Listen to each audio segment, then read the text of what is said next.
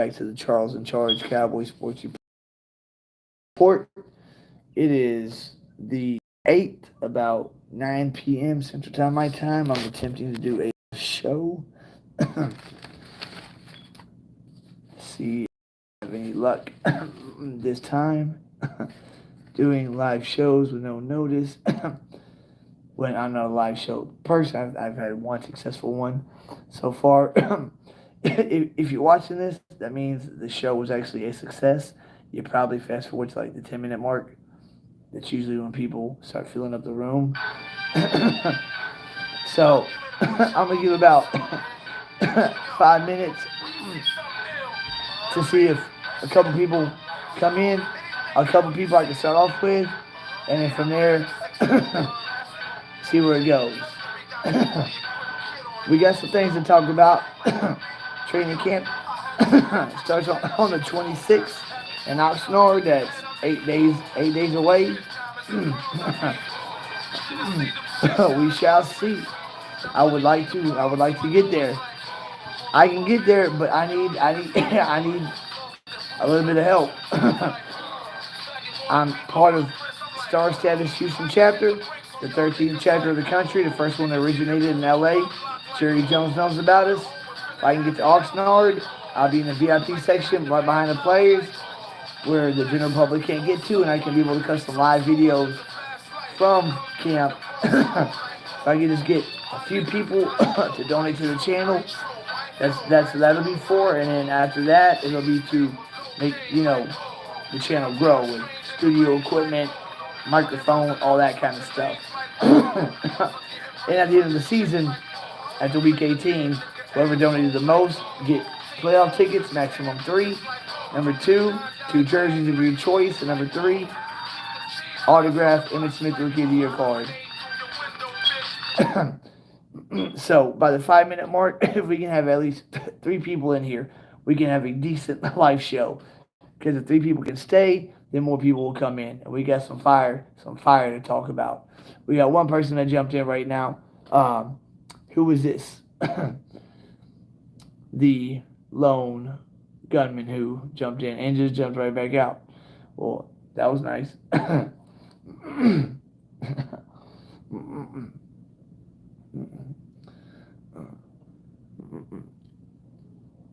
Oh, that aggravates me. Some people jump in, jump right back out. Why you just, if you're gonna jump in, stay in, engage.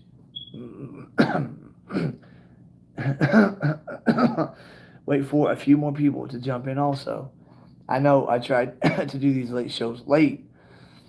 I need to try to go live like around 6 opposed to 9. I probably have more luck by doing that. I mean, 5, 6 people, I can have a decent live show. 5, 6 people. And then eventually work my way up to where you got 80, 90, 100, 200.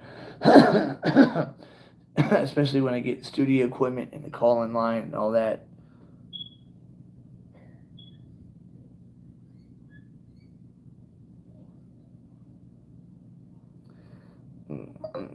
Cowboy Sports Report by Charles in Charge.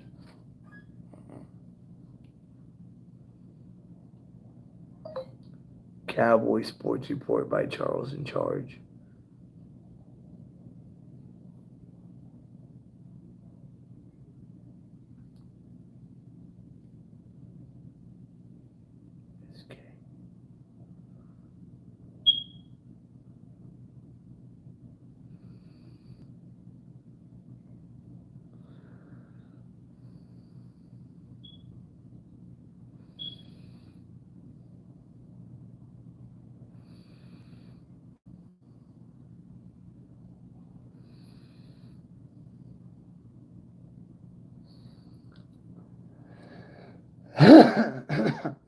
Going on the 5 minute mark.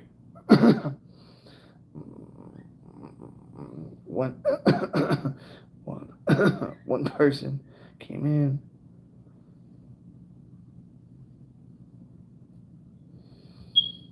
One person jumped right back out.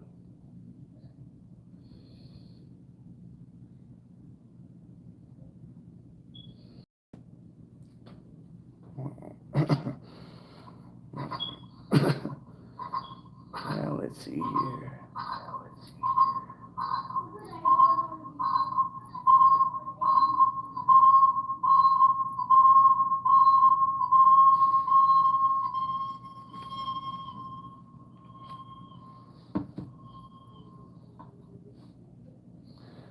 Like whoa, we like your little flow. You know, on Saturday night, that's for sure. We already know. One person. If you could just stay here until two more people get here, we can have a successful live show because more people will jump in. We have some fire to talk about. I can bring the fire. Just you and I spark up a chat. Let number two, number three walk in. And after that, we can have a. I've had one successful live show because my channel's still small. Person jumps in, jumps right back out. Goodness. Why?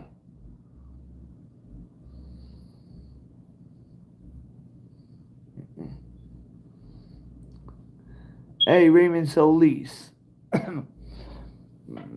Ramando. If you could chill with me for a minute and wait till like two or three other people get in here, then we can actually have a decent live show. Because I've got some things to hit on, some fire to talk about. It'll be entertaining. We could talk about the passion that we all share, the Cowboys. I just need at least you to just chill for a couple minutes. Let number two, number three walk in. And after that, we can get 4, 5, 6 people. I've had one successful live show so far because my channel's still small. And doing them late is kind of tough also because it's like past 10 p.m. on the East Coast. So Raymond, please just hang in with me for a few minutes. Please do that. I'm trying to do something real quick here. Yeah, okay. That 21.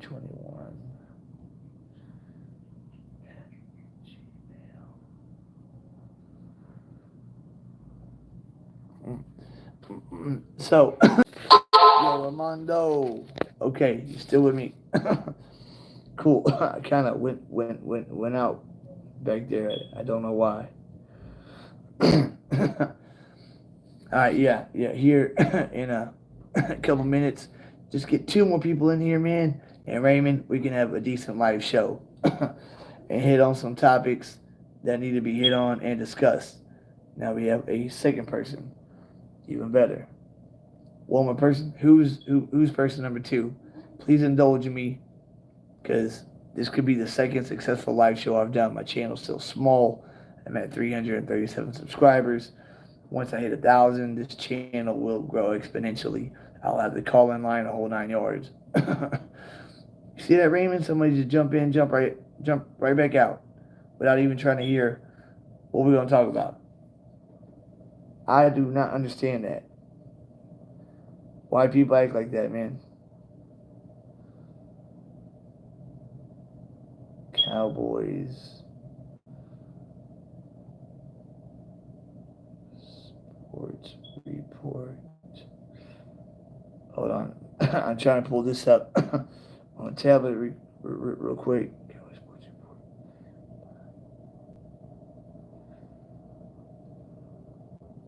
Then I can see who's actually jumping in and jumping out. And I can keep them in. Boom. Okay.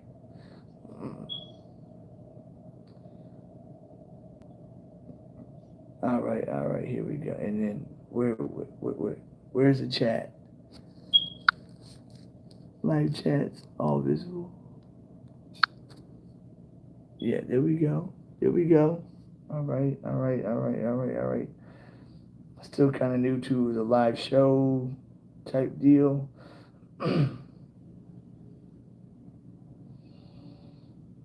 So if I'm on here and I'm trying to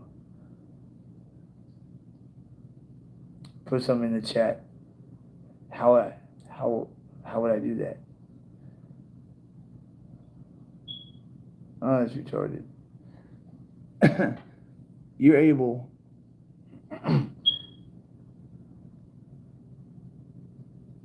to chat, Raymond. Subscribed.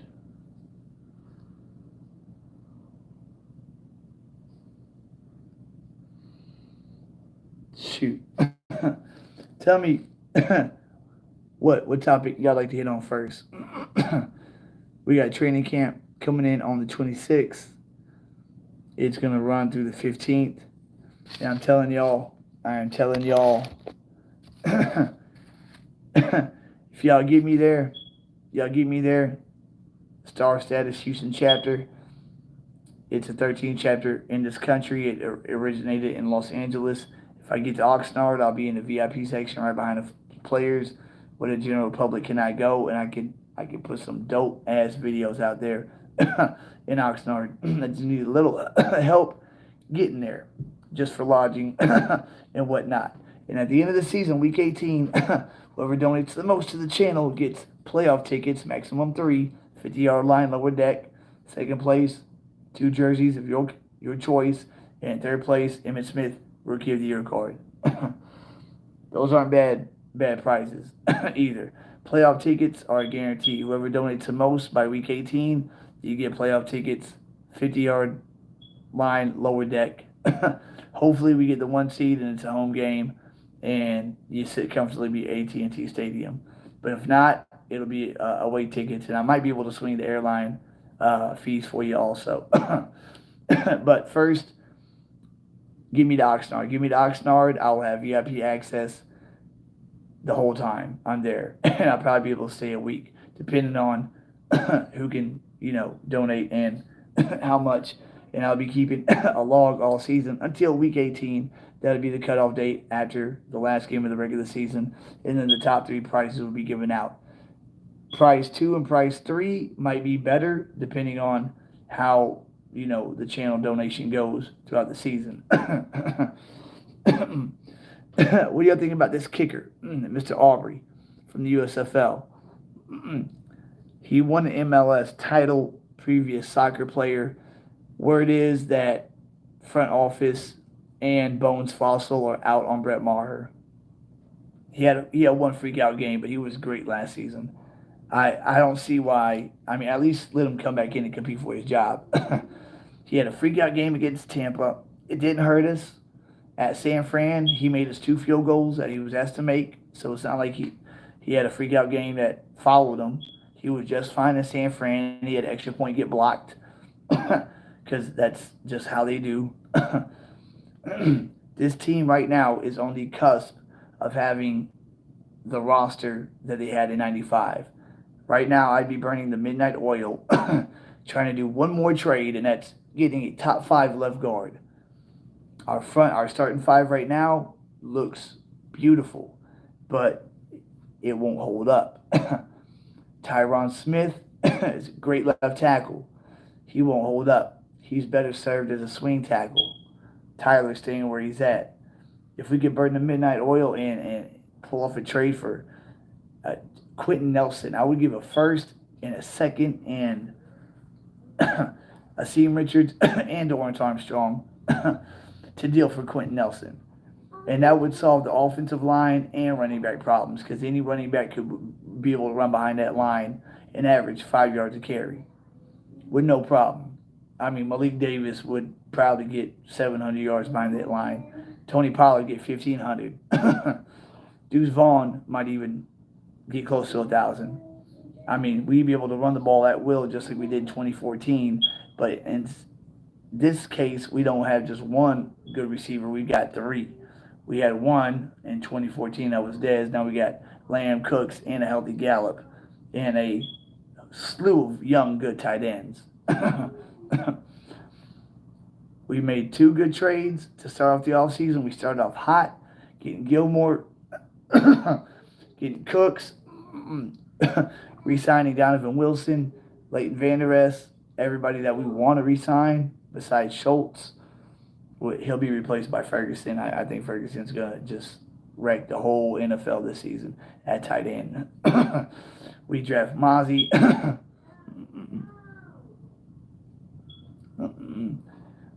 Brandon Cooks is going to change the way our offense operates, Raymond. We haven't had a speed receiver, a good top end speed receiver in 20 years. Last time we had one was 2003, Joey Galloway. Joey Galloway, 2003 was the last time we got him, what, in 2001? Or actually, no, 2000. He tore his ACL in the first game against Philly. We kept him till '03, and then '04 we traded him for Keyshawn Johnson. So we haven't had a good speed receiver in 20 years. Someone that makes the defensive coordinator fear that guy taking the top off the defense, having Dak throwing rainbows for touchdowns whenever we suck up that safety in the box when we're running the ball very well. That's why I want to trade for a top five left guard. Not just, I mean, Dalton Risner would be great and all, but a top five left guard, or maybe a top five left tackle that can flex to guard, just like Jason Peters can play both. Somebody that's 27 or younger, and if their price tag is high, so be it. We extend Dak's contract. We'll have, I mean, extending Dak's contract basically pays for Lamb, Diggs, and Parsons. I don't know. Jason Peters, he was great last year for a depth piece and a plug and play guy. Uh, you remember against Houston whenever Terrence Steele went out and Jason Peters said, "Put me in at right tackle," and he went in at right tackle and we marched 98 yards to score that game-winning touchdown against the Texans. I mean, he's a team player all the way. He wants to get one more ring. He got one in 2017. But the weird thing is that like he couldn't play a whole game. It was, I mean, he would rotate with McGovern or rotate with Tyler Smith. I don't see why they just didn't plug him in at left guard for the whole season. I know he's old, but so is Andrew Whitworth. He played the whole season. Jason Kelsey played the whole season. You would think Jason Peters would be able to do the same thing. Everybody keeps talking about Philly and the Cowboys. Is the gap closed?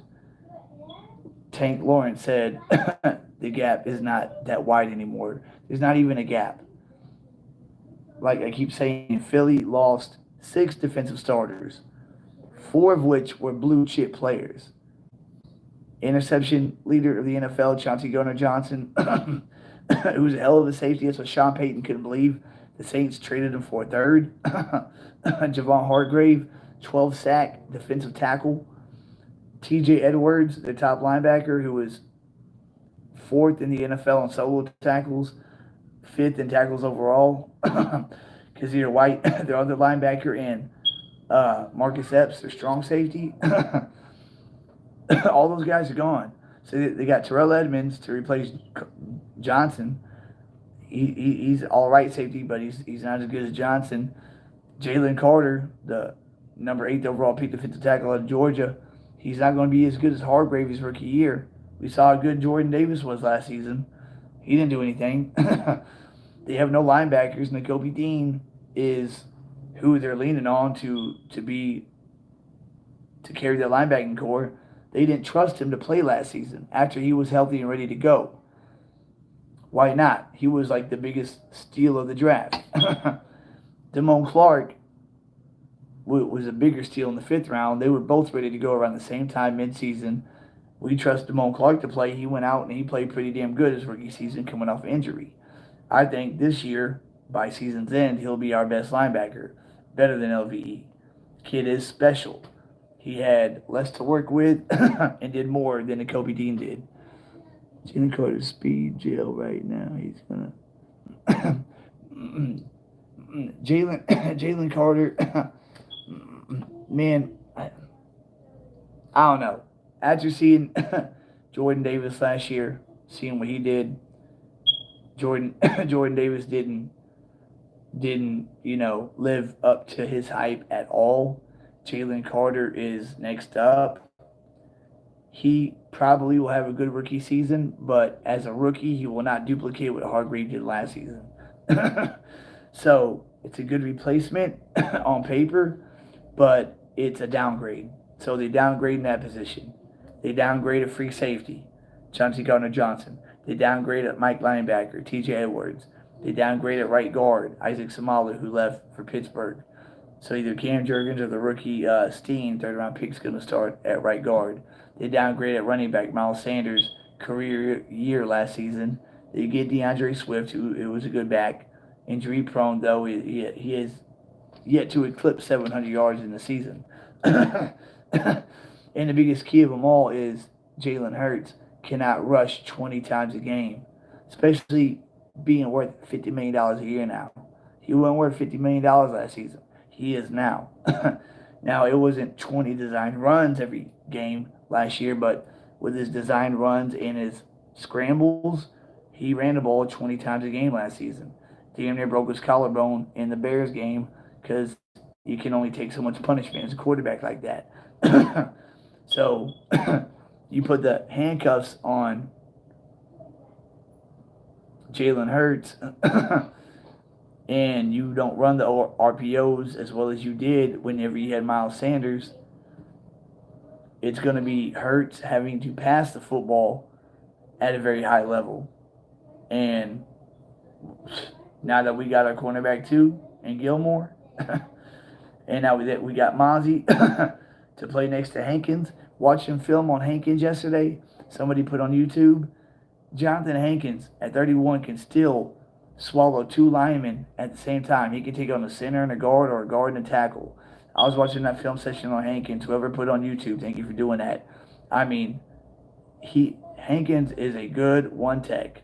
I mean, he is a good run stopper. And if Mozzie can be just as good as him his rookie season, then we can have two one tech nose tackles in a 4-3 type scheme playing next to each other. On first down, that will negate the run up the middle that was getting us early last season. When we got Hankins at the trade deadline, it helped. Now with Mozzie, that should cure that. And if we stop the run on first down and we get teams on second and third and long, our defense has a shot to be one of the single season defenses that are remembered, championship defenses. I'm ready to play Carolina because they got. Did Miles Sanders go to the Panthers? I know he left. Carolina is going to be like, they're going to get the number one pick this season. They are, they traded everybody for the first round pick. DJ Moore. I mean, the Bears should send Lovie Smith a nice Christmas present because Houston losing that last game, giving the Bears a first round pick.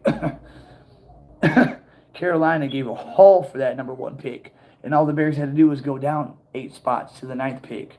They got DJ Moore in that trade package. Kid's 23 monster number one receiver to go with Chase Claypool. And Justin Fields, who broke the single season rushing record for a quarterback last season. The Bears have the most salary cap space in the NFL right now. My dark horse is in the NFC. Well, everybody sees Seattle and Detroit coming, but my dark horse is the Bears. And if they want to make a run now with all the cap space that they have, they should go sign D-Hop and Dalvin Cook. Could you imagine Chicago with that scrambling quarterback having D-Hop, DJ Moore, and Chase Claypool as their receiving core, and then Dalvin Cook as a running back? Man, that would be a formidable offense. And they'd be able to run some nice RPOs. He would have receivers to throw to. He didn't have nobody to throw to last season. Fields. I think he's going to become I think he's going to dominate the North for a very long time, being that Rodgers is gone. And Kirk Cousins is going to just decline from here. I don't think Minnesota's going to repeat what they did last year. I know the parted ways with Thielen. Got Jordan Addison in the first round. But I don't think they're gonna be the same team. Uh, Dalvin Cook is a better running back than the guy that they have now. All we need to do. There it did take a brush out of Alabama. Man, this is frustrating. Because you usually on live shows you can see the chat feed, and I'm even on my tablet so I can see the feed, and it's not showing up on here. It's like I can't even comment on the tablet. What'd you say again? Who had out of Alabama?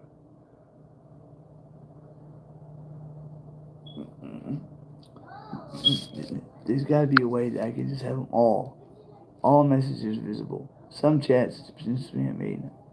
Yeah, all messages are all visible. Save highlight, mute microphone, share.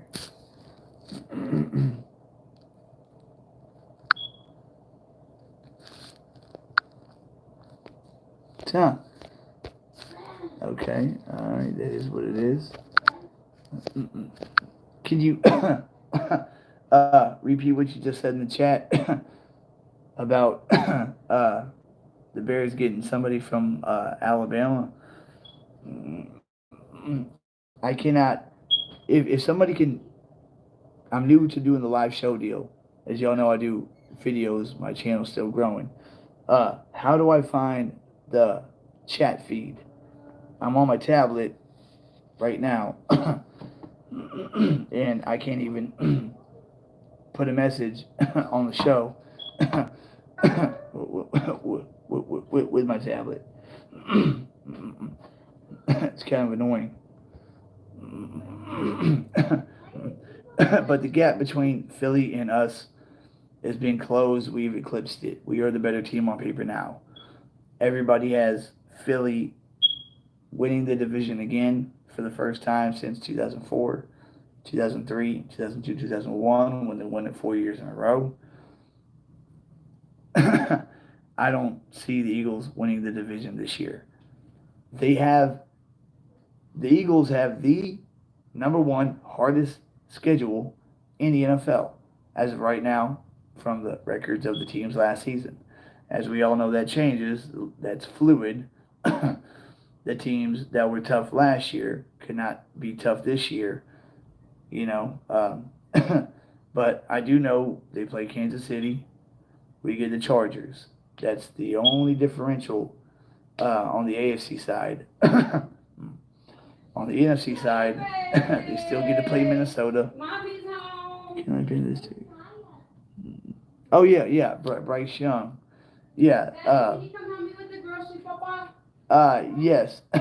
yeah. Carolina take Bryce Young with that number one overall pick when they. I don't know. I don't think Bryce Young was worth the huge draft haul that they gave up. Multiple number ones, multiple number twos, and DJ Moore. DJ Moore is going to be a monster at receiver. So Carolina got the quarterback, but don't have anybody to throw the ball to. Or anybody to give the ball to in the backfield. Christian McCaffrey is gone. Damn it, guys. I was trying to do this. Thanks for whoever jumped in and, did what you did. Please subscribe, like, and share, guys. Every subscriber counts. First goal is to get to 500. I'm at like 337. Second goal is to get to 1,000. I'd like to get there by week 1, September 10th. Help send me to Oxnard, guys. Like I said, after week 18, whoever donates the most will get playoff tickets. Second place, 2 jerseys of whatever kind you want. And third place will be an Emmitt Smith Rookie of the Year card. A very rare one. In the early 90s, I used to collect tons of football cards, and I've got a whole notebook full of them. If y'all would just wait a second, I'll just be 2 seconds and we can continue this. Give me 2 seconds. I'll be right back.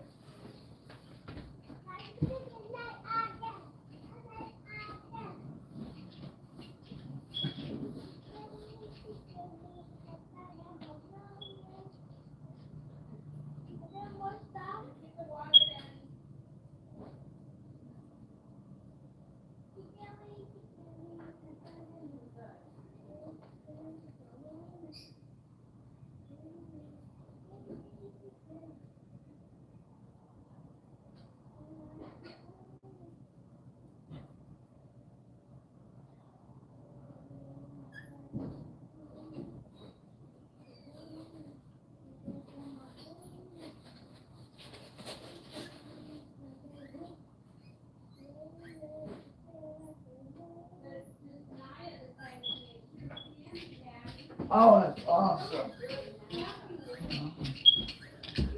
So it is. Pardon that interruption. It is shrimp scampi for dinner. You can't beat that. If you're gonna make anything homemade, you got steak, you got homemade Mexican food, and then you got shrimp scampi. Shrimp scampi to me is number one. I'm excited about that.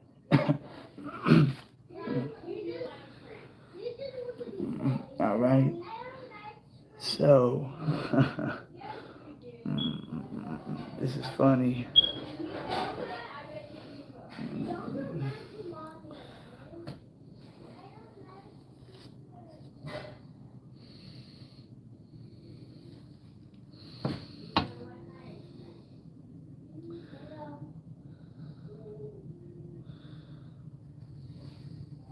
Here we go. Ramondo, is that you? Raymond Solis.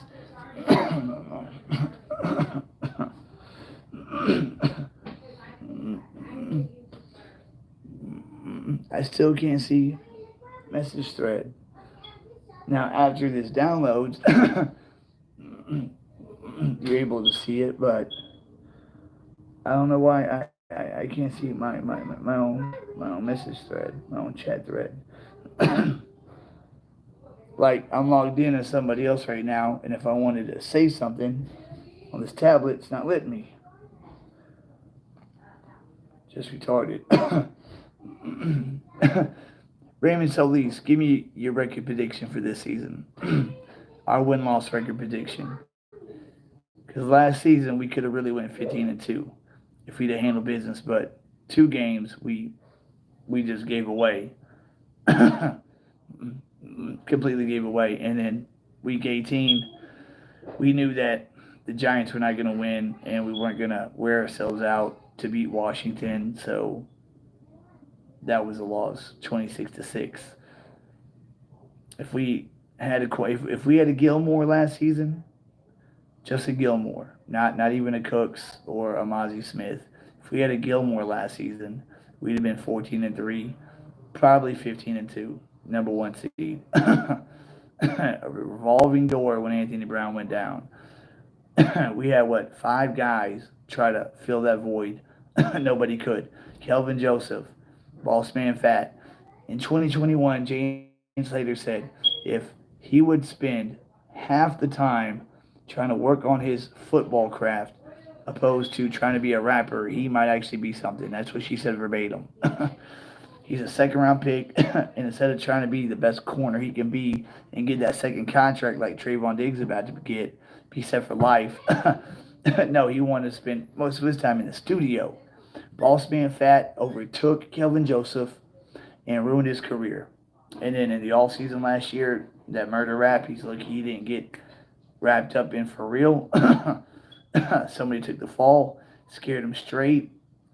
Last season, perfect opportunity for him to step in at cornerback number 2, just like Diggs, number 2 pick, second round pick. Couldn't do it. Couldn't stay on the field. Had Xavier Rhodes, had guys just off the street left and right. So now they're talking about him playing safety. We have the best safety room in the NFL. J. Ron Curse, Donovan Wilson, Emily Cooker. with Izzy McQuamu and Marquise Bell also. Kelvin Joseph ain't going to play safety. I doubt if he even makes a roster. Every game last season, he was good for a special teams flag, whether it was punt return or or kick return. Always holding, or if it was a punt or kick, blocking the back. The only one good play he made was a forced fumble against the Niners, and that was just by luck. It's not like he went to go punch the ball out. He just went to try to make a tackle, and luckily his hand hit the ball and the ball came out.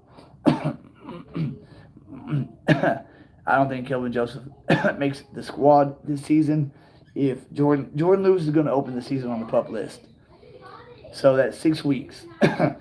If after 6 weeks he can come back 100% healthy, I know he's a $4.7 million cap hit, but this is his last year on the contract. If our number 4 cornerback is Jordan Lewis, and our number 5 corner is Eric Scott Jr., that is a 5 deep cornerback room. So whenever teams are running 5 wide, we can play man coverage, and we can bring 5, 6 guys after the quarterback. The Gilmore trade was I would go on a limb to say that the Gilmore trade was more impactful than the Cooks trade. Because Stephon Gilmore is better than Trayvon Diggs right now. Trayvon has played 3 seasons. He's gotten better every year. Gilmore has played more than 3 seasons. He's been a defensive player of the year. He's won a Super Bowl. He knows what it takes to win a Super Bowl. In 2018, when he won his defensive player of the year in the Super Bowl, they shut down that Rams offense to 3 points. The following season, 2019, we go to New England. And guess who they put on Amari Cooper? Gilmore. He follows him the whole game. He made Amari Cooper quit in the fourth quarter with like 8 minutes to go. Amari Cooper takes himself out of the game, puts on the rain jacket, sits on the bench, quits. That's why after 2021 we pretty much cut bait with him because he had no heart as a number 1.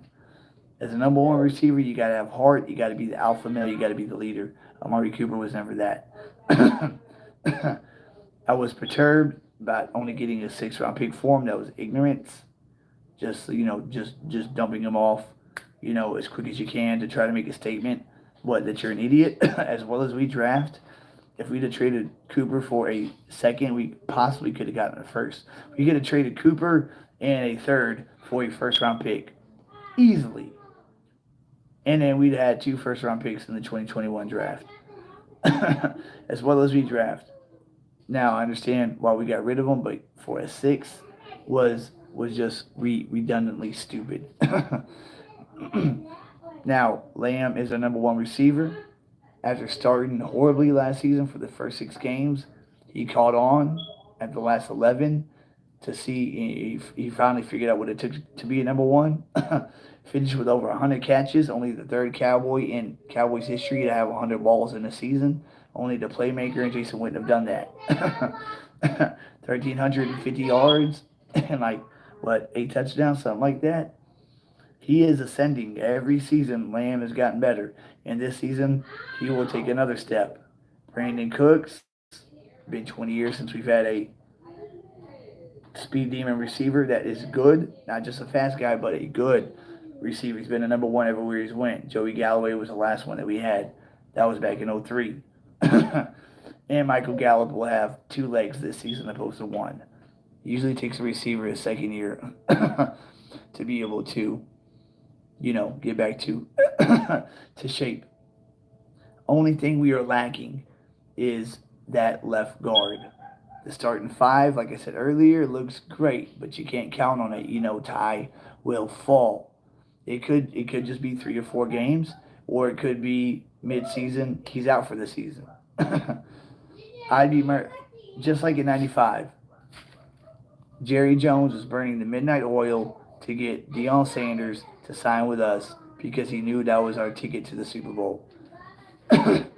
If we're not going to sign Dalton Reisner or Zeke Elliott or anything like that before camp, I'd be burning the midnight oil right now to trade for a top five left guard to make the offensive line one of the best, if not the best, in the NFL. Quentin Nelson, who had a down season last year, he allowed 5 sacks last season. Quentin Nelson. That's more than all the years before that combined. He had a down year, so did the whole coach team with the interim coach Jeff Saturday. But if we were to get a Quentin Nelson type left guard, I would get right now. I'd give a first, a second, Dorrance Armstrong, and a Asim Richards for Quentin Nelson. You do that, that solves two position groups with one move. That solves the offensive line question mark and the running back question mark because you don't need to go out and get another prime back because anybody will be able to run behind that line. Paula to get 1,500 yards, Malik Davis probably be able to get 7. Hunter Lupiki probably be able to get 5. Deuce Vaughn probably be able to get 8. I mean, we'd be able to run the ball at will like we did in 2014 if we were to bring on a top tier left guard. And Tyron Smith be swing tackle as he should be. He is not fit to play 20 games. So he'd be a great. I mean, his cap hit right now is $3 million. Swing tackle money. It's all incentive based after that. But perfect swing tackle. Let Tyler keep growing at left tackle. Terrence Steele, pay the man so we don't lose him like an idiot. He is growing at right tackle at a rapid pace. If he comes back healthy, that's great. If he doesn't, then Ty Smith can fill in the first few weeks, and then when Steele's ready, take his spot back, and then Ty Smith can go back to swing tackle and rest. And if one of the tackles fall, what better swing tackle to fill in than first ballot future Hall of Famer? I don't know why we started the off season so fast and furious, and now we have slowed down to where like we're content. We're content with question marks around offensive line, and we're content with question marks at running back. I wouldn't be. We have $20.4 million in cap space. Some say we have up to $24 million in cap space. Dalton Reisner is the last good veteran left guard out there, and he will get signed. He will get picked up. Why not be us? Why go into training camp and hope Asim Richards or Chuma Adoga or Matt Farniak in year 3 or Matt Waletzko or Josh Ball can really step up and shine at left guard? Why take that chance? Or the going to training camp, with Malik Davis, Rico Dowdle, Rojo is a freaking joke, and Hunter Lupiki out of North Dakota State as power back. Bring in Zeke Elliott. Like I said, he's made the second most money of any running back in NFL history. He's made his money. Have Dak talk to him. Have Dak say, hey, Zeke, you made your money. You got your contract in 2019. I had to break my leg in 2020 so I can get mine in 2021. We've made our money. Now let's go get that ring. Sign Zeke to a $3 million base salary deal with, say, $5 million in incentives. He probably won't reach most of those, maybe half. But if he does reach them, even better. 750 yards on the ground, so many, 1,000 yards on the ground, 10 touchdowns, 12 touchdowns. He had 12 touchdowns last season. That's a lot of touchdowns on the ground to replace. And the only reason why he finished with a 3.8 yard average per carry was because after Terrence Steele went down, the offensive line did not run block as well, and he kind of wore down after 230 carries. His body is beat up. If he could just run the ball 150 times a season, he could stay fresh all year. Like I said, the first 15 weeks of the season, first 15 weeks, he had 4.2 yards a carry and 10 tubs. That's Perfect for a power back. Power back. 4.2 yards a carry, 10 touchdowns through the first 15 weeks. He missed 2 games. If he doesn't miss the Green Bay game, he's able to play during that game. We don't lose that game. Tony Pollard was gassed in the fourth quarter. We only had Malik Davis suited up at running back, and that's why we threw the ball a lot in the fourth quarter opposed to running it. If we had Elliott, we could have salted the game away because we were running the ball very well. But for some reason, again, just like at San Fran, they didn't run Malik enough. You run the ball, the clock is your friend, you get first downs, you try to get in field goal range just to get one more three-pointer to make it a 3-score game opposed to a 2-score game.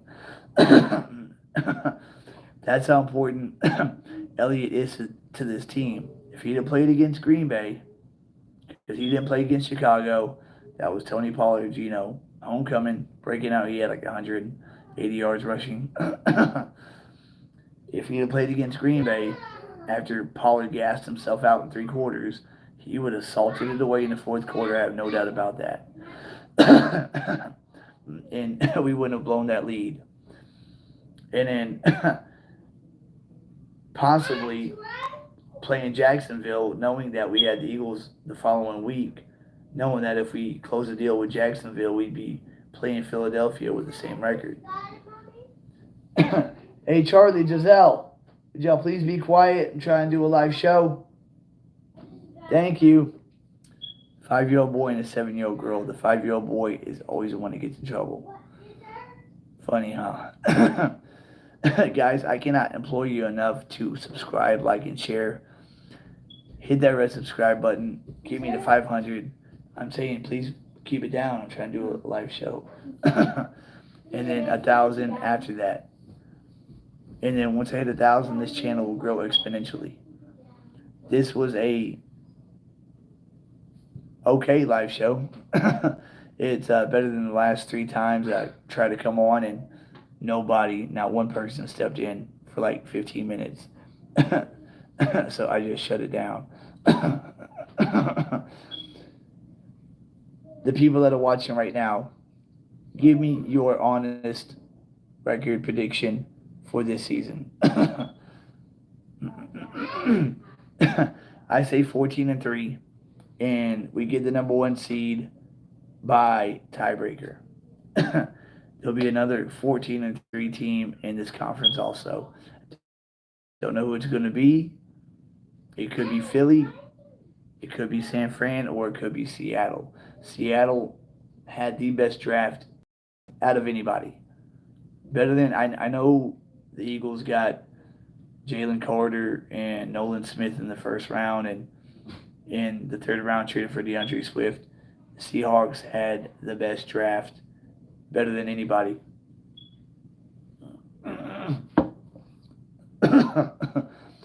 2 first-round picks, 2 second-round picks. Seattle in the first round gets the number 1 top-rated corner, Devin Witherspoon. Gets the number 1 top-rated receiver, Jackson Smith-Njigba, to go with DK Metcalf and Tyler Lockett. And then Devin Witherspoon to go with that young corner they had last year that rose up. So now they got a pair of lockdown corners. You got a trio of killer wide receivers. In the second round, you get running back Zach Charbonnet, who is a blue chip running back, better than Chris Carson. That's why they let Carson walk. And then they got this good edge rusher from I forgot from where. So they got a lockdown corner and a good edge rusher in the first 2 rounds, and then they got the best number 1 overall receiver and one of the best running backs in the draft in the first 2 rounds. I mean, as good as they were last season, making the playoffs, being the 7th seed, adding those 4 guys as rookies, and also getting Bobby Wagner back, Seattle is going to be menacing. And I do believe we play the NFC West this season. We played them in 2020, so that's 2021, 2022. Yeah, we playing this year. Yeah, so we play the NFC West this year. So we get to see Seattle and what they're about. That's later in the year, though. I wish it was earlier. Eagles, after the first 8 games, have a gauntlet of a schedule. It goes something like after the bye week, it's well, actually, I think it's they play us. They go into the bye week. They play us at home. Go into the bye. Then they go to Kansas City, and then they play Buffalo, I believe, and then they got to come to our house, and then they play Seattle and Detroit, and the Jets. It's something like that. I might have a team wrong or so, but they have like a seven week gauntlet that no team has. I mean, it's going to be brutal for them. So them early setups that they have, they better take advantage of all of them. Because if they lose a couple of early games in the season and get behind the 8 ball, it's going to be all that much harder with that schedule they have on the back end. It's harder than our back end schedule. And I know we have a hard 5 game stretch. It's not near as hard as their 7 game stretch. Well, we had about 5, 6 people in total really step in, so I would say it was a success. It'll be more of a success if we have people subscribe. I'm at 337. After this video uploads, downloads, help me get to 350. 350. I would love to see 350 guys. Come on now. And I'm doing this because I see other content creators doing it too, besides like Law Nation and whatnot. People like Law who have over 100,000 subs don't need to do it. Other content creators that edit have their Cash App name on the bottom of their screen. I don't edit yet, still just me and my cell phone. So I just wrote this backwards since I filmed backwards. Whoever, if you donate, let me know in the chat that you did so I know who it's from, and I will keep record. And it will be an all season long thing until after we play Washington week 18. Then after that, I will tally up who donated the most, who donated the second most, who donated the third most. Right now, donations will give me the Oxnard, and then after that, donations will get to build the channel. Like I said, studio equipment, a desktop just for this so I can show, film, graphics, all that stuff, and a call-in line also. The call-in line is going to be awesome, just like Law Nation has, the same type deal. That was the best thing he ever did for his show. That's why people gravitate towards it, because they can be heard, and I want people to be heard on my channel and agree with me or disagree with me, or we can agree to disagree, or just vent, or just let the world hear your piece. All right, for a young and up and coming channel, there was a all right live show. Raymond Solis. Every time I go live, you're always there for me. I do appreciate that, brother. On the Cash App name, it's the money sign lowercase c lowercase m 65466. This should be legible. Um, Please help me grow this channel. I can't grow without you. That's subscribing, liking, and donating. Opposed to super chats, Cash App is just better, I guess. That's why West Coast, Landlord, BSM, Vok, uh, J Tuck, all them guys are just doing it that way now. Chat Sports and whatnot, who have 150K subscribers, Mike Fisher, Mark Holmes, they don't need to do that because they've been doing this 6, 7 years, 8 years now. I'm pretty much still in the first year. So, everybody who tuned in for late night Cowboys talk, I do appreciate it. It is 10 o'clock now. I will let y'all go. It is 11 p.m. on the East Coast, so pretty sure y'all want to get to bed. I've got work tomorrow. Work's starting to pick up. Thank the Lord. Keep God first and foremost. He comes before everything, even this. Seek Him in His righteousness. Everything else in your life will fall into place. I'm a living testimony of that. Please subscribe, like, and share, guys. Other than that, I'll catch you on the flip side.